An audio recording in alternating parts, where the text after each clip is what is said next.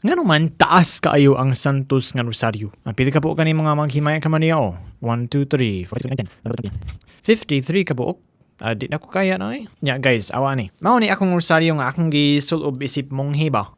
Taas good kaayo siya. 150 kabuok. It's true no, ang kaning 50 kabuok ba or 53 kabuok nga gagmay nga rosaryo, part naman na siya sa kanang tibuok gyud nga 150 Hail Marys nga rosaryo.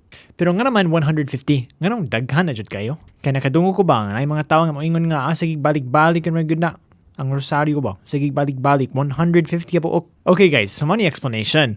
Sa dugay na nga panahon, actually, wala ko kabaw unsay date, wala ko kabaw unsay nasod, wala ko kabaw unsay like panahon, wajud ko kabaw. Pero basta sa dugay na nga panahon, ang mga tao walay mga libro daw kana mahal kayo mo palit og mga libro kay suwat jud mga libro. Wala na printing press. Busa ang mga tao maglisod kay sila mo basa sa pulong sa Ginoo, maglisod kay sila mo pray sa mga salmo. Unya ang mga monghe daw every day, sa dugang nga panahon, mag-pray sila sa tanan 150 psalms every day. Imagine na, taas man good kayo, every day to pray all of the 150 psalms. Actually, karon ang kaning practice bitaw sa mag-pray or magkanta sa mga salmo, magpadayon kyapon siya.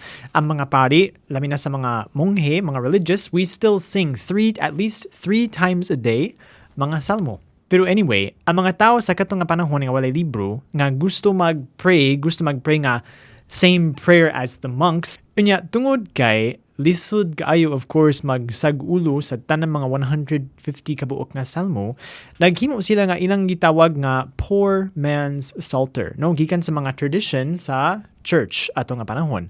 Nagampo sila sa mga Our Father, mga Hail Mary, sa katong ilang gihimo nga beads, right? Kani nga beads, actually, mao na ilang gihimo nga mga beads, 150 kabuok nga mura siya rosaryo gyud. So mao na nga 150 kabuok ang mga Hail Mary sa akong dako kay nga rosaryo.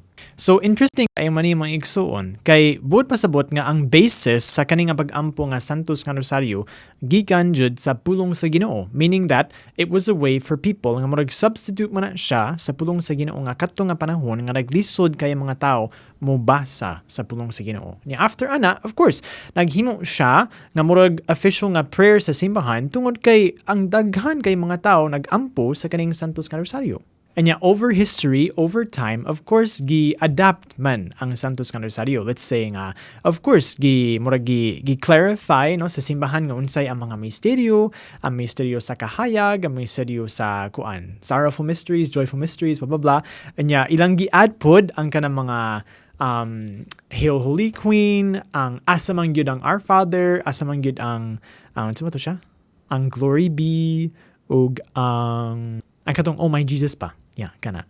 So mga guys, taas kayo ang Santos nga Rosario. Yes, bitaw. Pero naadyoy reason ana, and it's tungod kay naay historical explanation. Dili lang siya para murag nindot kay nga mabalik-balik ang atong pag-ampo. Gikan gyud na sa 150 kabuok na salmo, gikan man na sa meditation sa pulong sa Ginoo.